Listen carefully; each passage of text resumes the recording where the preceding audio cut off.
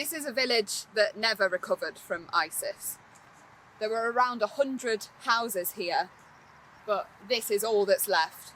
Before the conflict, I was living here.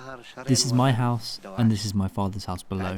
When ISIS came and attacked this area, they took control. That is why we left for Mosul city. We stayed there for around 2.5 years, at which point we moved to a camp where we lived for 7 years, until we were able to return last September. I prefer living here compared to the camps, because in the camps life is limited and you have no privacy. Living in tents is very challenging. Around 40 families received permission to return to the village.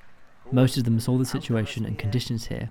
They went back to live in other areas. Only 9 families have returned so far. I had only recently built my house before ISIS came. My house is mostly destroyed.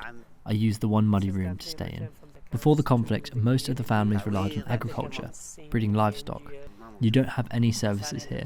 No water, no education, even the infrastructure is damaged. It was really difficult for us, living displaced for 7 years and losing everything. There's so many people who have said that when they came back to their village, they found their homes booby-trapped, their areas mined. And many of them were injured in this or even killed. People would pick something up that they didn't recognise or move a bucket which would have been booby-trapped or stood on something that they didn't know was explosive. And when you come somewhere like this, you can see so easily how that would happen.